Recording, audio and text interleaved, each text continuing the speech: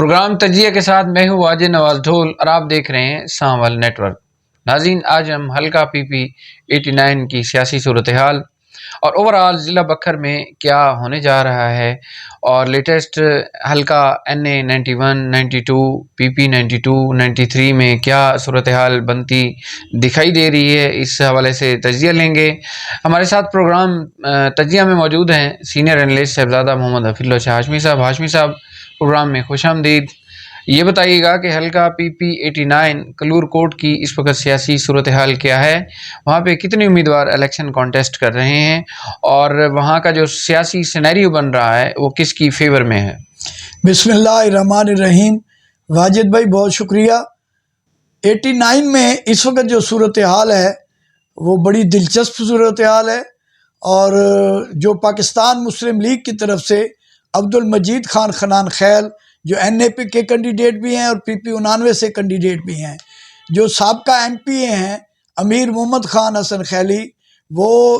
نیچے دھڑا جو ہے ثناء اللہ مستی خیل کا اس کے ساتھ تو ہیں، مگر PTI کو چھوڑ چکے ہیں اور آزاد حیثیت سے الیکشن لڑ رہے ہیں۔ اس کے ساتھ ہی کرین کے نشان پر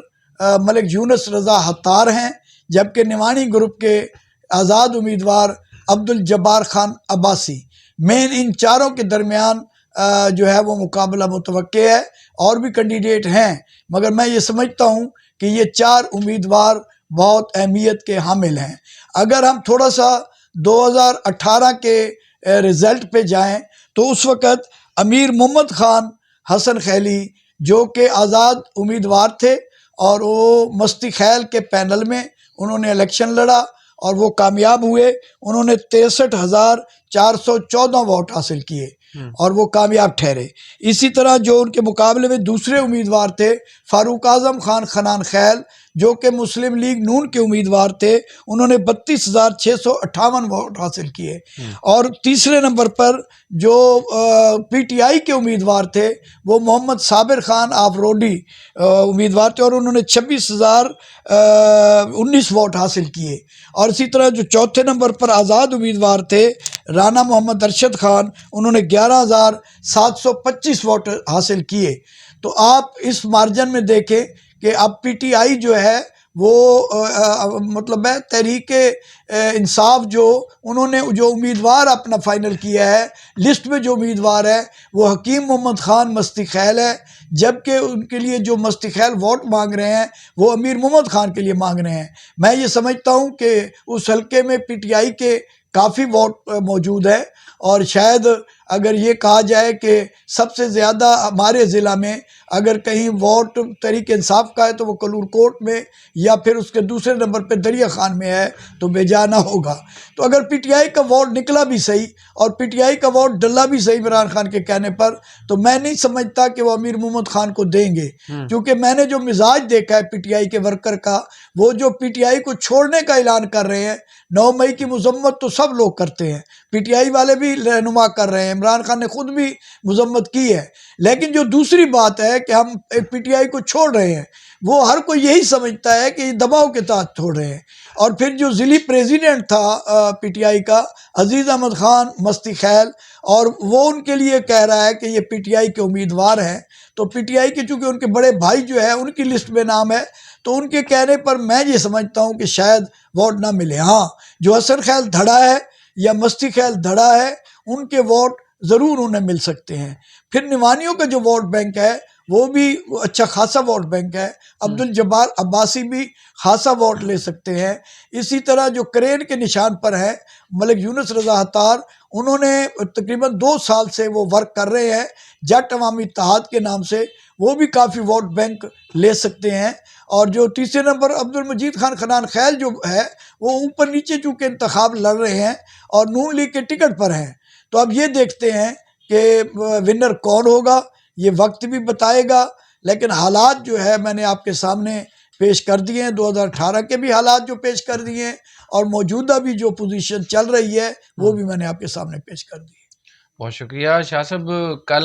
رات کو ایک پروگرام ہوا ہے جس میں جمعیت علماء اسلام کے جو نامزد امیدوار تھے NA 92 پہ مولانا صفی اللہ صاحب، وہ دستبردار ہو گئے ہیں ڈاکٹر محمد افضل خان ڈھانڈلہ صاحب کے حق میں۔ تو مولانا محمد سیف اللہ صاحب کے دستبردار ہونے، اور ادھر جو ہے عرفان اللہ خان نیازی صاحب بھی کل نمودار ہوئے تھے، اور اس کے بعد پتہ چلا ہے کہ جو دیگر اضلاع کی پولیس ہے تو وہاں بھی کچھ مقدمات کی بازگشت چل رہی ہے، اور اس کے بعد جو ہے وہ دوبارہ سے روپوش ہو گئے ہیں۔ تو اوورآل جی سینیریو کیا بنتا دکھائی دے رہا ہے، خاص طور پہ حلقہ NA-92 پہ؟ واجد بھائی، جو صورتحال ہے وہ آپ کے علم میں ہے کہ جو کینڈیڈیٹ ہیں ثناء اللہ خان مستی خیل ہے یا عرفان اللہ خان نیازی ہے، اور ویسے بھی جو پی ٹی آئی کے امیدوار جو سابقہ خصوصاً ممبران اسمبلی ہیں، ان پر کتنے مقدمات ہیں، کہاں کہاں ہیں، انہیں خود اس بات کا علم نہیں ہے، کیونکہ وہ روپوش رہے ہیں، خود تو وہ سامنے آ نہیں سکے۔ میں یہ سمجھتا ہوں کہ میری اپنی ذاتی رائے ہے کہ انہیں فیس کرنا چاہیے تھا اور مقدمات سے نپٹنا چاہیے تھا، تاکہ عوام میں آ کر وہ سرخرو ہو کر ووٹ مانگ سکتے۔ عوام کے پاس جانا ووٹوں کے لیے بہت ضروری ہوتا ہے، بہت کم لوگ ایسے ہوتے ہیں جو آپ کے پیٹھ پیچھے آپ کو ووٹ دیں جب امیدوار ہی سامنے نہ ہو۔ تو اس طرح ثناء اللہ خان مستی خیل کو اجازت مل گئی ہے۔ اب یہ ہے کہ اس حلقے میں 3 کینڈیڈیٹوں کے درمیان سخت مقابلہ ہے۔ اگر مستی خیل منظر عام پر آ جاتے ہیں تو اس میں کوئی شک نہیں کہ مقابلہ ہوگا۔ اب رہ گیا عرفان اللہ خان نیازی صاحب، انہوں نے چونکہ ضمانت تو کروائی ہے لیکن ابھی عبوری ضمانت ہے، ان کی ابھی ضمانت ایک تو کنفرم نہیں ہوئی، دوسرا ان کے بارے میں یہ بھی ذرائع کا کہنا ہے کہ ان کے کوئی اور بھی کسی تھانوں میں پرچے ہیں، کیونکہ وہ کزن بھی ہیں عمران خان کے اور تحریک انصاف کے ساتھ ہیں، تو اس لیے میں یہ سمجھتا ہوں کہ ان پر کوئی پرچہ ہونا یہ کوئی انہونی بات نہیں ہے، تو اس لیے وہ بھی مشکل میں آ سکتے ہیں۔ انہوں نے بڑی ہمت کی کہ سامنے آئے۔ اب جو آپ نے خاص بات کی ہے وہ 92 کے حوالے سے آپ نے ایک بات کی ہے، تو یہ آپ مطلب ڈاکٹر افضل ڈھانڈلے کا لک سمجھیں یا ان کی شخصیت کا ایک جادو سمجھیں کہ ڈاکٹر افضل خان ڈھانڈلہ جہاں بھی جاتے ہیں، جس بندے کے پاس وہ پہنچ جائیں، میں سمجھتا ہوں ان کا کوئی ایسا جادو سحر ہے ان کی کرشماتی شخصیت ہے کہ وہ بندہ قائل ہوئے بغیر نہیں رہتا۔ تو اسی طرح انہوں نے جب مولانا صفی اللہ صاحب سے ملاقات کی انہیں قائل کر لیا، اور ویسے بھی مقصد ہے انہیں کوئی حرج بھی نہیں تھا کہ ڈاکٹر افضل ڈھانڈلہ کو وہ اوپر سپورٹ کریں، کیونکہ نیچے تو وہ پی 92 پہ پہلے بھی الیکشن لڑتے رہے ہیں، NA پہ پہلے بھی انہوں نے رشید اکبر خان کے مقابلے مولانا صفی اللہ نے لڑا ضرور تھا، لیکن بہرحال ان کی ایک معاملات طے ہو گئے ڈاکٹر صاحب سے، اور انہوں نے کئی جگہ پہ الائنسز بھی ہیں، تو واضح طور پر انہوں نے جو ہے وہ اعلان کر دیا کہ میں جو ڈاکٹر افضل ڈھانڈلے کے حق میں دستبردار۔ اس سے اور جو ایک بہت بڑی اہم خبر ہے نا، وہ یہ بھی ہے چاہے ووٹ وہ کم لیتے، ملک محمد شیر چھینا ایڈوکیٹ جو کہ ہائی کورٹ کے بڑے نامور وکیل ہیں، اور ملک غضنفر عباس چھینا، میں سمجھتا ہوں کہ زیادہ تر لوگ جو تعلق واسطہ ہے وہ سیاسی نہیں ہے گو، لیکن ان کا تعلق بہت زیادہ ہے حلقہ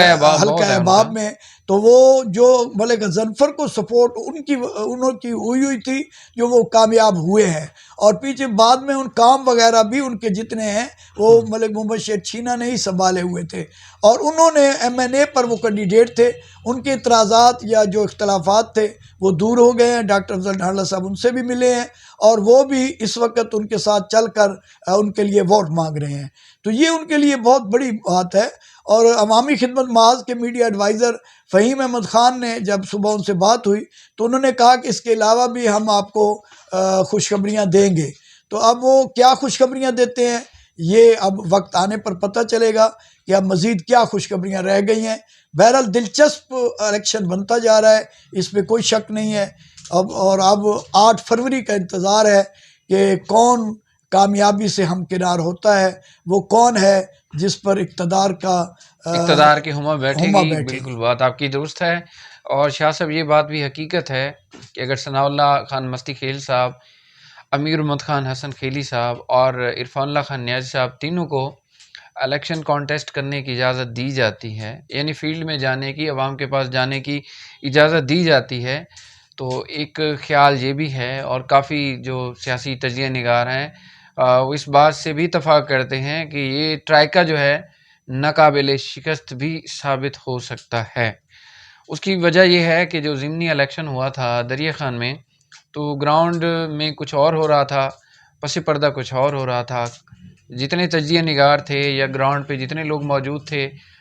وہ یہ اندازے لگا رہے تھے کہ وہاں پہ جو نوانیوں کا کینڈیڈیٹ ہے یعنی سعید اکبر خان نوانی صاحب وہ بڑے مارجن سے جیتنے والے ہیں. لیکن جیسے الیکشن کے رزلٹ آئے تو سیاسی صورتحال ایک دم سے بدل گئی تھی. یعنی نوانی گروپ وہاں سے بھی ہار گیا جہاں سے نوانی گروپ کے اس علاقے کو نوانی گروپ کے بارے میں لاڑکانہ کہا جاتا ہے، یعنی کہ جھوکاں ہے علاقہ ایک دریا خان نشیب کا. تو وہاں پہ بھی کئی پولنگ اسٹیشن پہ وہ لیڈ نہیں ملی تھی. کیا اس بار بھی یہ ٹرائی کا ناقابل شکست ثابت ہو سکتا ہے شاہ صاحب؟ واجد بھائی اس کی وضاحت میں پہلے میرے خیال میں کر بھی چکا ہوں. شارٹلی جو ہے اصل جو پرابلم ہے وہ یہ ہے کہ یہ عوام سے دور رہے ہیں. اس میں کوئی شک نہیں کہ یہ جو ٹریک کا گروپ ہے یہ بہت ہی یعنی اس مضبوط گروپ تھا، لیکن عوام سے دوری کی وجہ سے میں یہ سمجھتا ہوں کہ پتہ ہے بھی وہ کن مشکلات سے گزر رہے ہیں، وہ تو اپنی جگہ پہ موجود ہے، اس میں کوئی شک نہیں. اور ینگ ووٹر جو ہے وہ ان کی فیور میں اور مخالفین کو ڈینٹ ڈال سکتا ہے. اس میں کوئی شک نہیں کہ پی ٹی آئی کا ووٹ انہیں پڑے گا، اور باقی کچھ نہیں کہا جا سکتا. اس دفعہ جو ووٹر کا موڈ ہے بڑا عجیب مجھے موڈ نظر آ رہا ہے. جس طرح آپ نے بتایا ہے کہ ظاہری طور پر ہم سعید اکبر خان کو ونر سمجھ رہے تھے، اور پھر جتنی بڑی لیڈ سے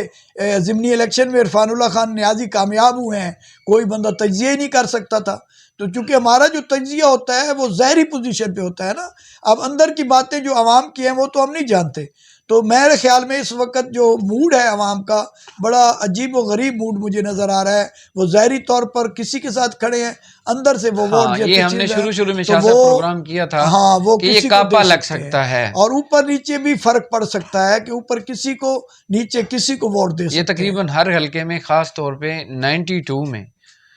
NA 92 اور PP 92 اور 93 میں یہ کاپا گروپ متحرک ہے. اور آنے والے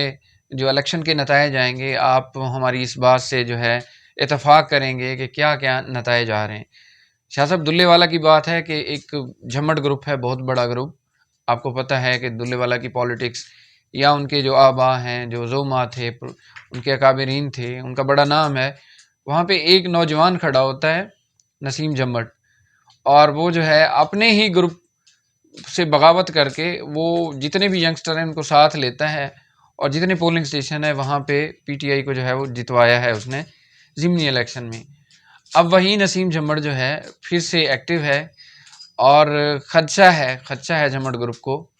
کہ وہاں سے ایک بار پھر جو ہے وہ پی ٹی آئی کی فیور میں ڈینٹ پڑنے والا ہے. واجد بھائی یہاں میں تھوڑی سی میں بھی وضاحت کرتا چلوں کہ میں نے کچھ لوگوں سے جب عرفان اللہ نیازی کامیاب ہوا تو میں نے ان سے کہا کہ مجھے اخبار کے لیے اشتہار دیں، یا آپ کو کوئی بیان نہیں دیا. تو وہ کہنے لگے ہم نے عرفان اللہ کو ووٹ نہیں دیا، ہم نے تو عمران خان کو اور بلے کو ووٹ دیا ہے. تو یعنی وہ جو نوانی گروپ کے لوگ ہیں ان کے جو نوجوان نسل ہے انہوں نے زیادہ ووٹ دے کر، اور وہ دیکھے جتنی بڑی جو لیڈ تھی اس پہ کوئی شک نہیں جو آپ بات کر رہے ہیں. اور اس دفعہ واقعی یہ جو معاملہ ہے جو، اور موڈ اس لیے تبدیل ہوا ہے نوجوان نسل کا کہ نوجوان نسل جو کچھ کرنا چاہتی ہے وہ چاہتی ہے کہ اس ضلع میں کچھ تبدیلی آئے، اس ضلع میں بے روزگاری ختم ہو، مہنگائی ختم ہو، اور ان کے لیے کچھ کو جو بندہ کر سکے ہم اسے منتخب کریں. میں یہ سمجھتا ہوں کہ اس دفعہ تبدیلی ضرور آئے گی. اب کون کامیاب ہوتا ہے یہ وقت بتائے گا. جی ناظرین، اگلے پروگرام تک کے لیے واجد نواز ٹھول کو اجازت دیجیے. پاکستان زندہ باد، پاک فوج پائندہ باد.